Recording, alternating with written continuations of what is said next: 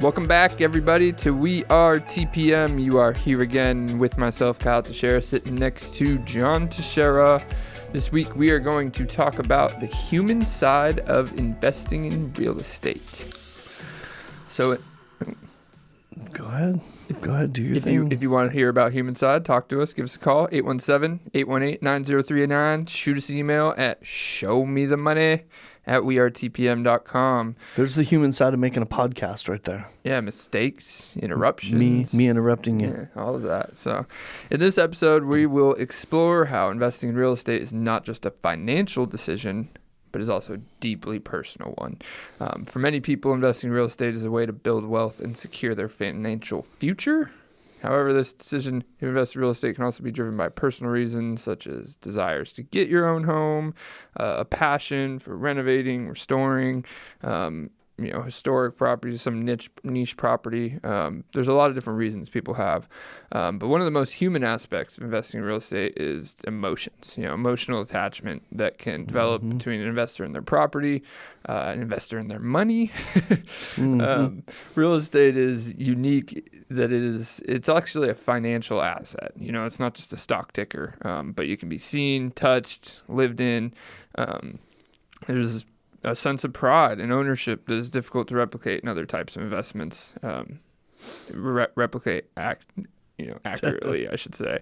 It has potential to impact your lives in not just financial ways. So we're going to be talking about a lot of that. That's a really good summary, Kyle. Well, yeah, and I was going to get into how there's not just residential. If you invest in commercial, you could take pride in revitalizing an entire community. There's all kinds of different kinds of property you can renovate and do stuff with. An apartment, But despite all these challenges, many people find investing in real estate is very rewarding. And we're going to talk about that. Experience allows them to make a positive impact in communities, in their families, in their wallet, throughout that decision-making process. So, we're going to talk about the personal motivations, the goals, the emotions that guide you through a lot of these pieces of the decision-making process. So let's get into it. Well, I want to have some fun with you. You want to have some fun? No, I'm here to go to sleep. Okay. Well, then you snooze. I'll have some fun by myself then. So in thinking about this, one of the reasons we wanted to do this, Kyle, is because we sit here every week and we talk about specific things. The last podcast we talked about cost segregation, right? It was kind of a mind-blowing kind of podcast, right? And so we talk about investments, we talk about the reasons to do them, and it's all about numbers, right? Sometimes. And I think you and I, we just wanted to take a step back and really remind people about the human reasons, the human aspect, how this transforms lives, good or bad, right? Yeah, there's so many different steps. There's so many different phases of real estate investing people could be in. They could be an investor with a huge portfolio. They could be somebody who cost segregation, like we talked about last week, is relevant to them. There's obviously the people who haven't even started their investing journey. That's cost segregation maybe not, it's not that it's irrelevant, but it's maybe a future goal or a future reason or something you can't do today. You also have to, we talked about the other reasons that's relevant, but there's also people who are listening to this who are still trying to get inspired to buy their first rental, buy their first home. So the unique part about this one is it is taking a step back, but it doesn't matter how far you are in your investing career. A lot of these apply. Pretty much all of this will still apply. It's more of an aspect of how much confidence or ability you have to overcome these things over time. And some of these emotions, they get tempered a little bit tempered by the experience that you have, right? Or heightened or tempered by the experience that you have. So the more experience you have investing in real estate, the less ups and downs you have in these emotions. I think we'll get into it, but I think it can even get you overcompensated. I've seen people who they don't just get confidence in overcoming these emotions. They throw them out the door and they're maybe in a negative way sometimes. Too much. Yeah, absolutely. So, and then I'm sitting here thinking also a lot of times this has to do with, we've talked about before how should I invest? Well, sometimes that has to do with who you're investing with, right? So if you're in a marriage where it's going to actually cause more stress than the benefits of it, then maybe you shouldn't invest. You know what I mean? If your partner's not at least willing, accepting, trusting, and with you on it to some degree, then it's really hard to do. Some of these things become even more palatable, if I should say. Find a way, right? Like, Yep. Come to an agreement before you start. So I wanted to start with something I pulled up here, and I thought this was brilliantly written. And if it's okay if I read it, it's what's the biggest reason to invest in real estate? I'm going to go ahead and just read this real quick because I couldn't say it any better. And this is basically almost the same vocabulary you and I use every single week. The big picture reason to invest in real estate is to build long-term wealth and financial stability. Real estate is a tangible asset that can appreciate in value over time, providing investors with a potential source of passive income through rental income or capital gains from property appreciation. Yeah? Yeah, that's a very straight and to the point way to put it. Yep. Investing in real estate can also provide diversification to an investment portfolio, helping to mitigate risk and provide a hedge against inflation. We've talked a lot about that lately. Unlike stocks and bonds, real estate is not subject to the same level of volatility and can provide steady, consistent returns over the long term. Real estate investing allows investors to take advantage of leverage or use the use of borrowed money, which is what they mean by leverage, to finance an investment. Leveraging other people's money, investors can increase their buying power and potentially generate higher returns than they would with a cash-only investment. And then there's the tax benefits, including deductions for mortgage interest, property taxes, and depreciation. So that's those things, those four things right there are what we talk about often, right? And then we try to, in these podcasts, we try to dive into them deeper, which is the reason why we're here. Reason why we're going to get into the human side of this now for a minute, okay? Because we've done a whole bunch of that. But just as a reminder, that's the big picture reason. That's why people start thinking about it. So I'm going to throw some words at you, Kyle, okay? You ready? Play a little word game? In relation to investing in real estate, what comes to mind when you think of excitement? The emotion people have when talking to me or us every time we talk about real estate. What a great answer. I didn't expect that one. Everyone's excited to talk about it. That's a great answer. We won't talk about the lack of execution and all that comes after it, but that's what comes to mind in my head. So that's such a great answer. And also the emotions after people get their first home too. Yeah. Perfect. There you go. I love it. I was looking for something more like that maybe, but I didn't know what you were going to say. You said the first thing that came to mind. That's definitely the first one because I see it on everyone's face like almost every day and every time I talk. Yes, and I love it. That's your perspective. So I'm out there with people more in the field than you are, and you're kind of listening and talking to people all the time.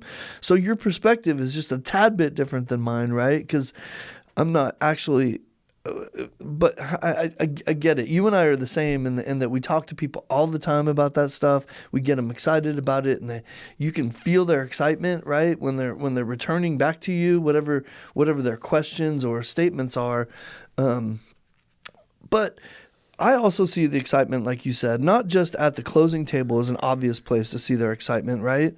But I was just in Orange Beach with some new clients, right? Buying their first vacation property. And the excitement I saw from them the entire time we were there was really what brought this home to me, right? Like, this is the reason why we do this. This changes lives. And the excitement about buying your first vacation home, even if it is a rental or if it's just a second home, that's exciting, right? Like, I want to buy the perfect rental home. I want to have a killer beach view or I want to have these amenities. And while you're thinking about those things, it's kind of like buying your first home when you're trying to decide what I really want in my first home. Like, I've got this much money to spend and how many bedrooms do I want? Where do I want my laundry room to be? And what kind of neighborhood do I want to live in? And know what I mean? Yeah, I mean, and there's so many steps of the excitement process too. That's also what comes to mind. Like they close, like when they're closing on a short-term rental or something like you're talking about. There's so much excitement when they get it, and then oftentimes there's this stress period until I start sending them money, right? Until money starts coming until we in. start operating it. And the next time I see them after, blow their proportion or their our projections out of the water, and they're like, just there's more excitement. We talk about it again, and it's just like, all it is excitement. They're like, oh, I'm like, you're not texting me every day anymore. Really, you don't really say anything. Is it because I'm sending you $15,000? You're just getting the check every month, and you've been awfully quiet, and That's funny. You look to have a smile on your face. So. That's funny. How about, all right, throw another one at you, Kyle. This is more of a term, sense of purpose. Yeah, I mean, it's. I talked about earlier how it's tangible, how it's physical. It's oftentimes the first thing in this world that people own. And that there's a lot of other reasons it gives you purpose, but it's kind of like having a stamp on the world, because you own something. You own a piece of property. You own a piece of land.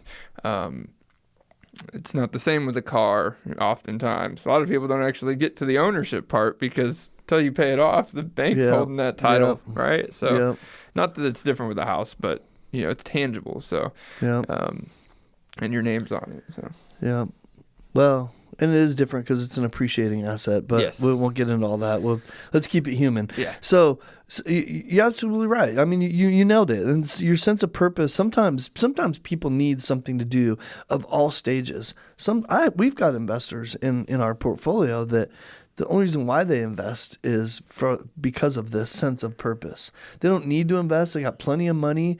They need something to do, and one of these is we'll get into. Actually, the next one is the next reason people do it that I've got here is fun to do, right? As if it's a hobby. Well, and that's why to tie both of those. That's why one of our first podcasts was not just building wealth with real estate; it was building your empire. We didn't use the word portfolio because the empire makes it purposeful. It makes it powerful because that is what it feels like to the people doing it. It's fun. Good point. You're actually building something. There's a step-by-step process that builds this up. There's success and failures. It is building a business. And you know what? You never know where people are coming from and what their life experience is. You know what I mean? Like some people are doing this because their past families didn't. Right, and they have an understanding of what the reason why their family maybe their past generations are all, stuck in poverty for generations, and they're like, you know what, I know how to get this thing out of poverty, and I'm never going to get back there again. And I'm going to show my kids how to do this, and right, like so. Sometimes there's a sense of purpose there. I mean, that's the historical sense of purpose, right? I mean, it's the only generational wealth building thing in the world that has been consistent throughout history. Knowledge. It doesn't matter the type of knowledge, but I'm talking about financial wealth and generational wealth. It's always came in some form, no matter what the type of government was, no matter any of that, whether it's king and queen or you had land and property is what gave you wealth. So you are right. That's and all the economic formats that you can think of going back to time, the majority of your wealth is based on how much property you own, right?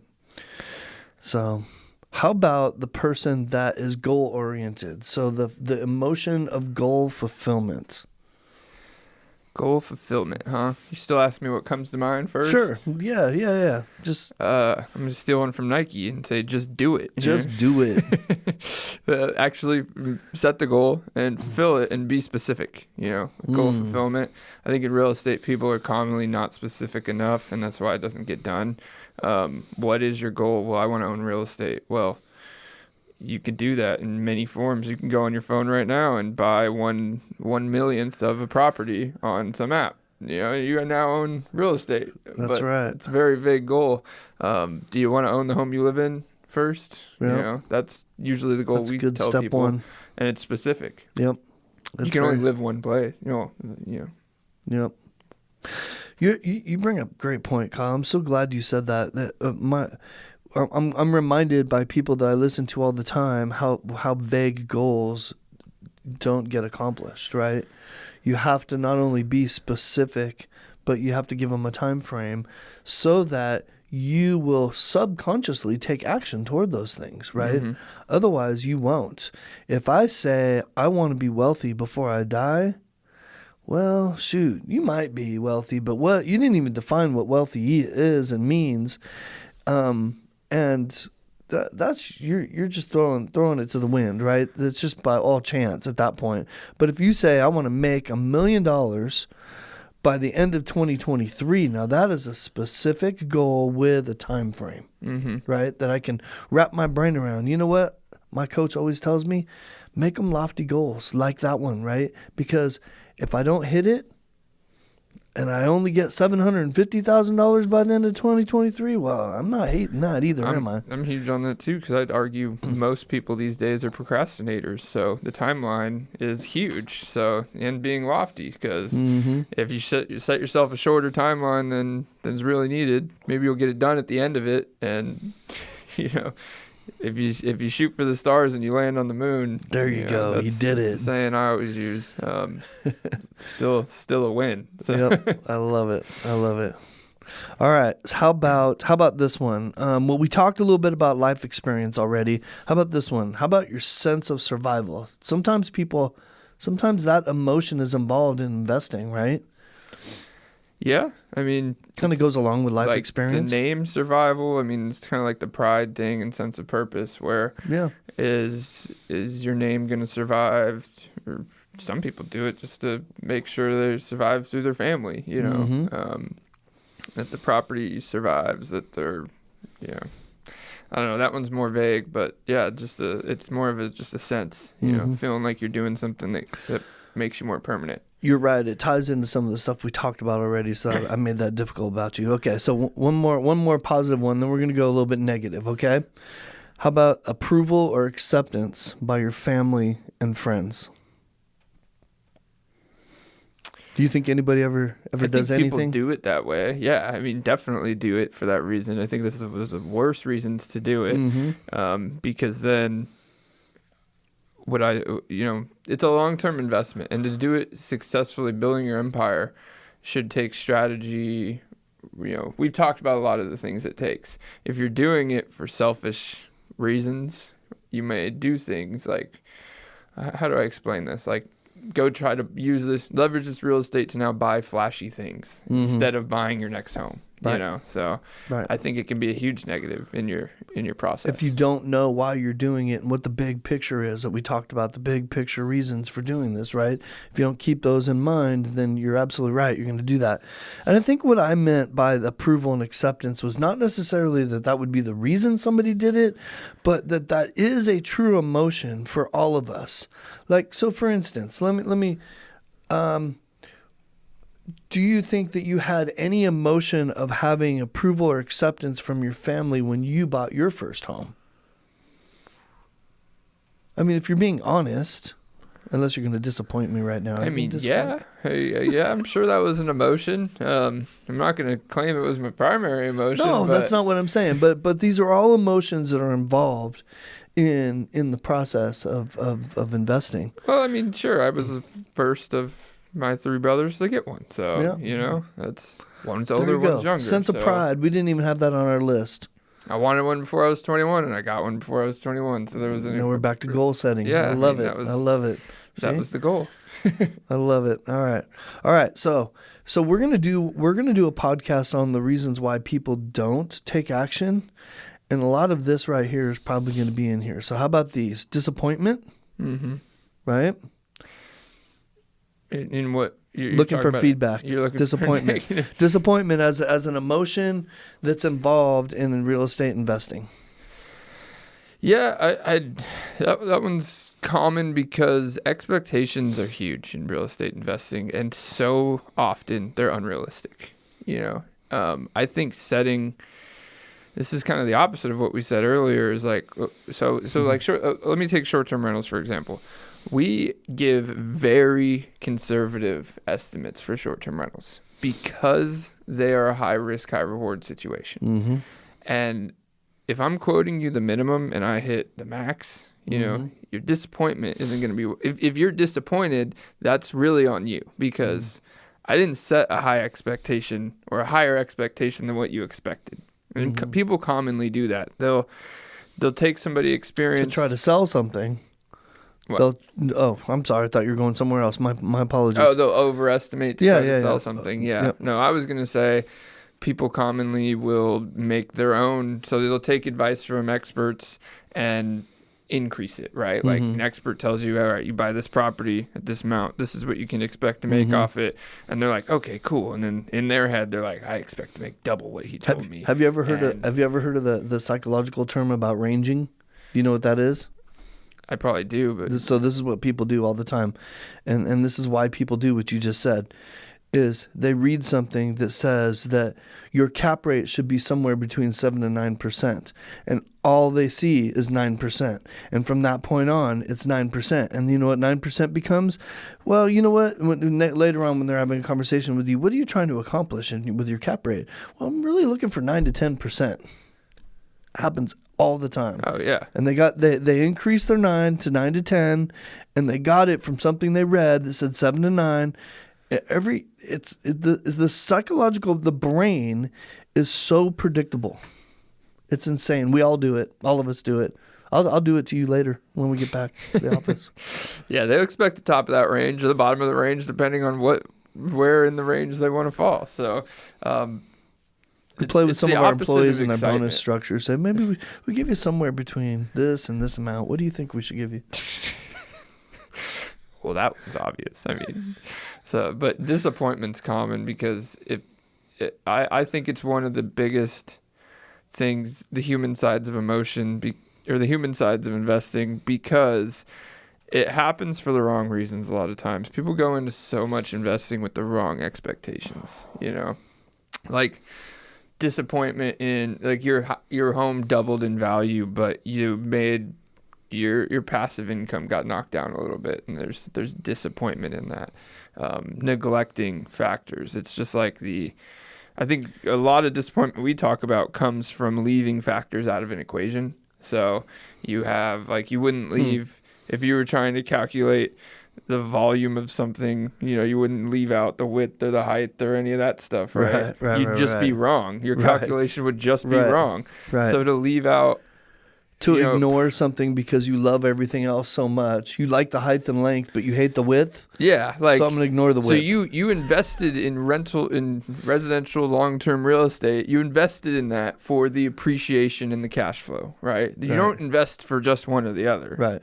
You may, but like that is the two performance indicators. That's what you should be investing it for. Yeah, I mean, those are the two things you either get or don't get, and to ignore one or the other, and then be disappointed about it is just a bad equation. Like, because I mean, pretty much anybody who invested 5 years ago has killed it on appreciation to now. Right? Like, it will blow any cap rate out of the water. If you made zero cash flow, I guarantee your appreciation has been enough to cover any performance estimate that you would have had. Right. And then when people do repairs on the year or something, like, okay, well, now you have an appreciating asset that more than likely a tenant paid for over time the repair cost of to improve or repair. And sure, you're net zero on the year, but how much has it gone up over the year? And this is a 25 year investment. So a bump in the road over what you're trying to give to your kids is a whole different mindset of how you look at it. So. And so listening to you talk about that makes me realize that it's a short-sighted. So we talk about that all the time. It's a very short-sighted point of view, right? When you feel disappointment, it's because you're taking a short-sighted view of whatever negative thing is happening right now. I have to change a water heater. Yeah, you have to change a water heater every 12 to 15 years. It's just part of the process. It's fine.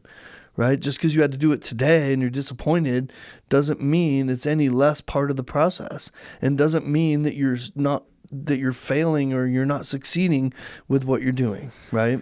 Yeah, there's so many ways to look. Your goals timelines need to match your expectations timelines.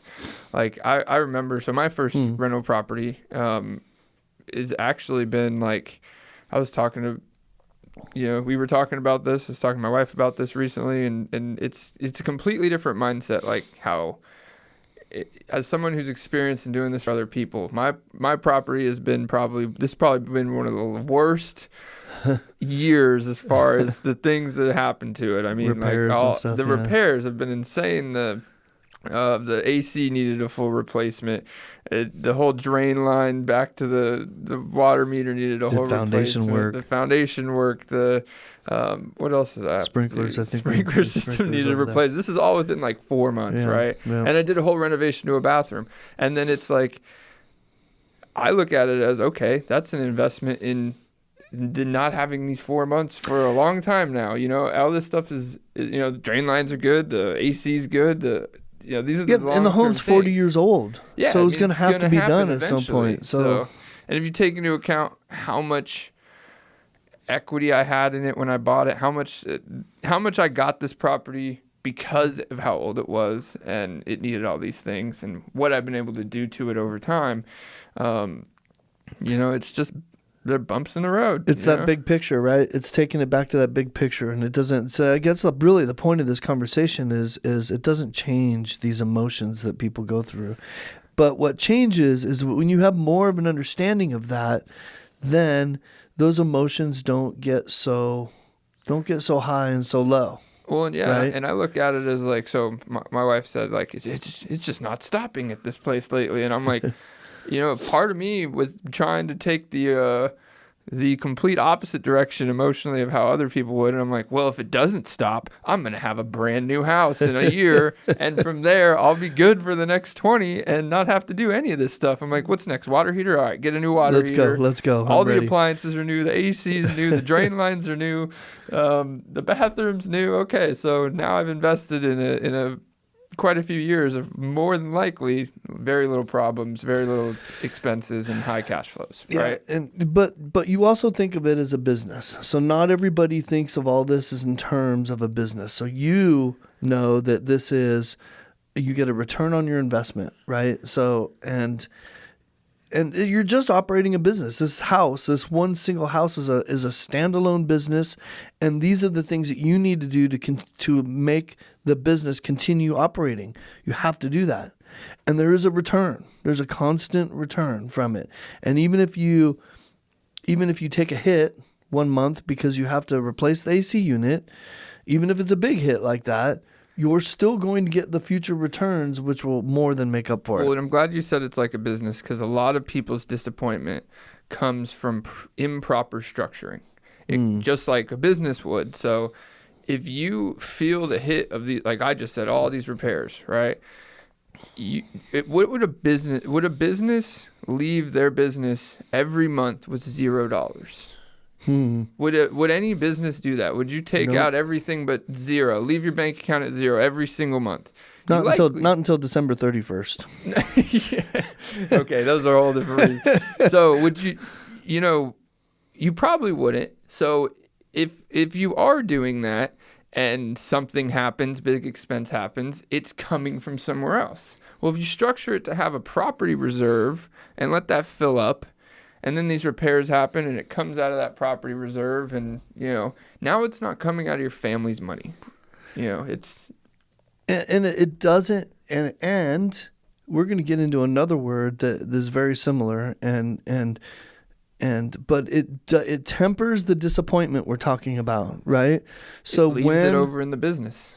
Right. It's there for that purpose. So you talked about your wife and your conversation with your wife. What I know about your wife is that she worries if this was her home only and she didn't have you involved in it, she would worry like crazy about this home. She probably would have never done it, right? And she would worry about it way more. And she probably doesn't worry as much about it because she knows that you're taking care of it and she trusts you, right? But if that weren't the case, she would worry like crazy. There'd be tons of disappointment every single time, right?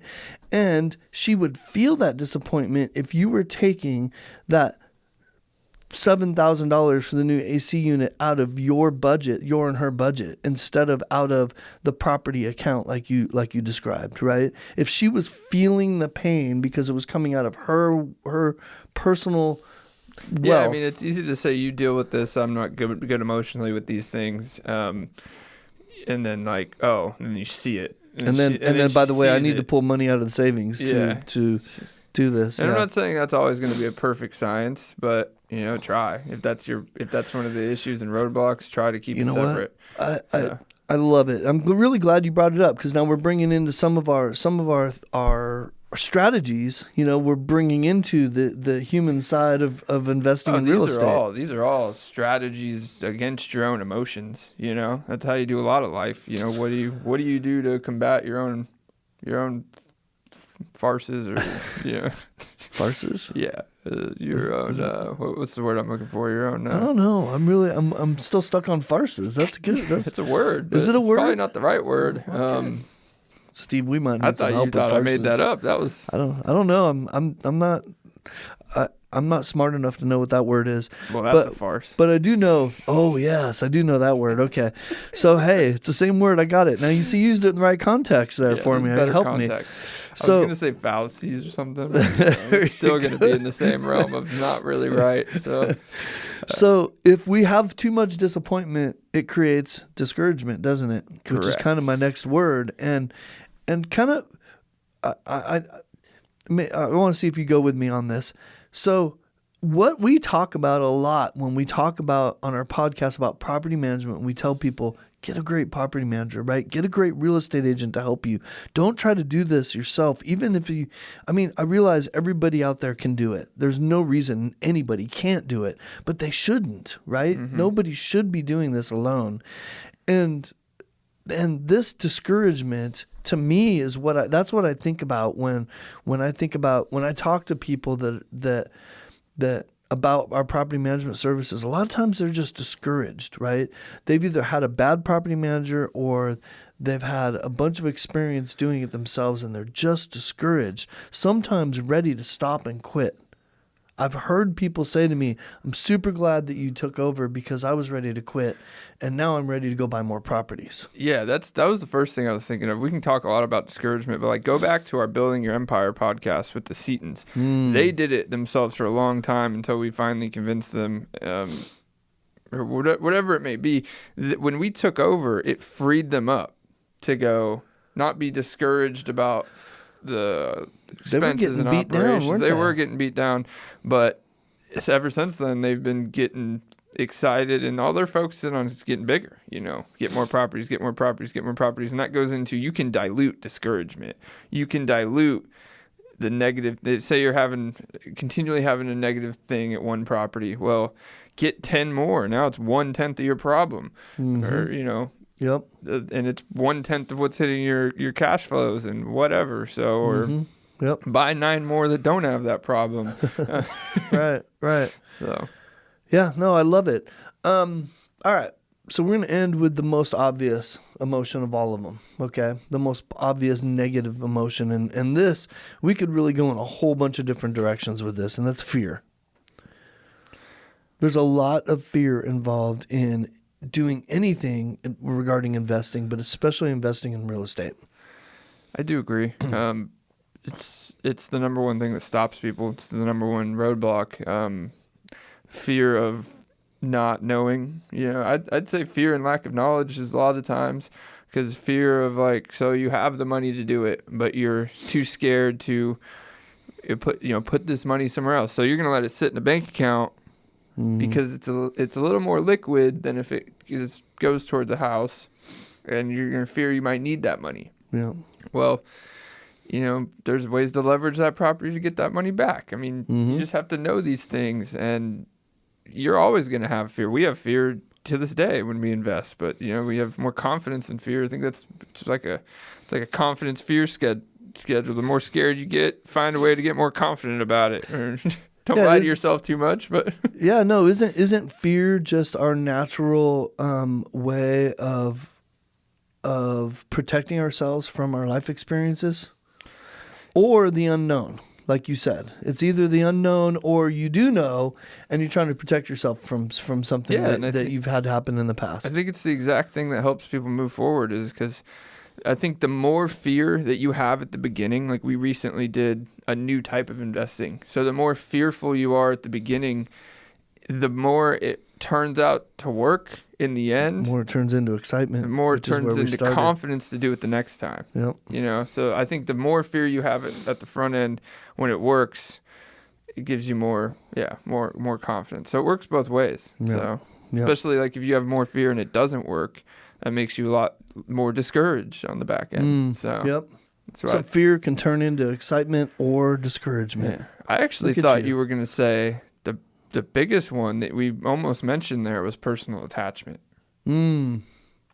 Because so often does investing we've talked about come from living in a home, moving, and keeping it as a rental. So like what we were just talking about, my wife's emotions in relation to our first rental, all of it pretty much comes from the fact that was also our first home. That was also our first home that we put, blood, sweat, and tears into renovating. And you do a lot of the things that we've talked about you doing on the front end to start building your empire.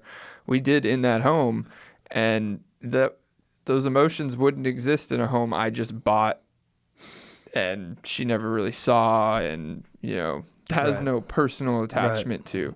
But when a tenant breaks the cabinet that she redid the handles on, or like, stuff like that, there is that personal attachment. And I tell our clients, it's not your home.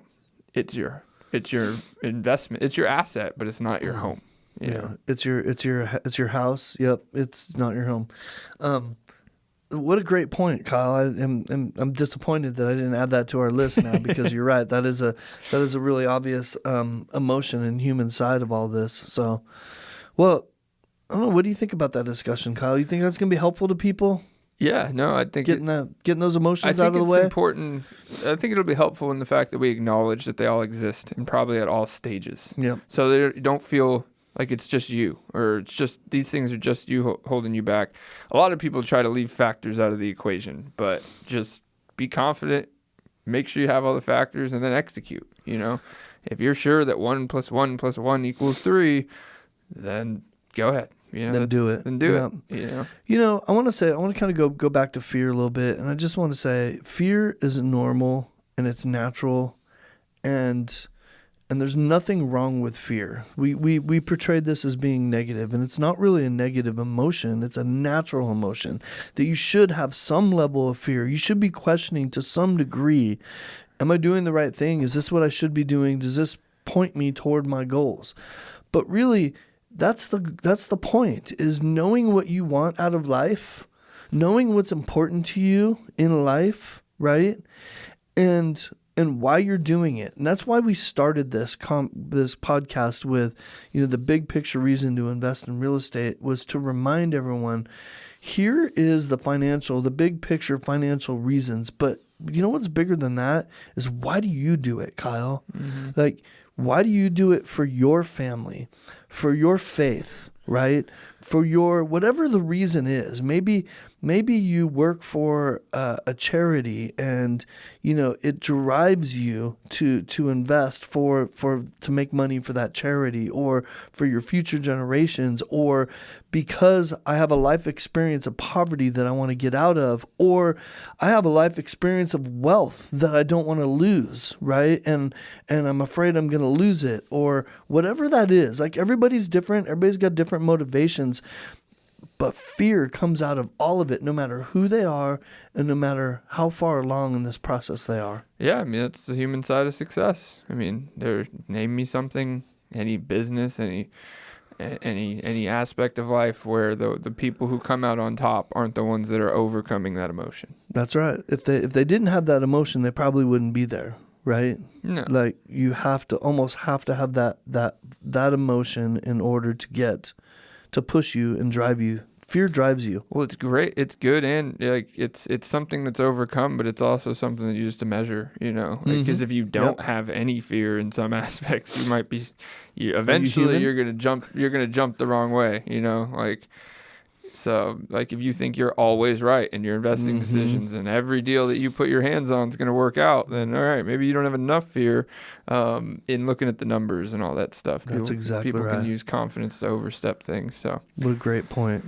What a good conversation, Kyle. I hope, I really wanted to step back with this, Kyle, and I hope that we didn't get too psychological with people, because it's not like, we're not counselors or anything, but we just really wanted to look at and acknowledge, like you said, acknowledge the human emotions that are involved in all this, so that while we sit here every week and talk about these things, it feels like sometimes I feel like we disregard that, right? Sometimes I feel like everyone's supposed to just listen to us and maybe get something out of it, get a piece of whatever we say out of it, and maybe act on it. But there are human emotions that go with all of this that are always there. You don't understand this, or you don't understand how discouraging it is, or how disappointing it is, or whatever. You don't have this experience I have, or you have too much experience. Like these things we understand. And have we listed anything here that you haven't felt regarding investing in real estate? No, I mean to the nth degree, right? We've can go all day about the emotions you can have in real estate. So yeah, well, thank you all for tuning into this. If you want to talk about how to overcome these things, or just get to executing, we call us Nike. We'll tell you, just do it. Give us a call, 817-818-9039. Shoot us an email at showmethemoney@wearetpm.com. Thank you for tuning in. We out.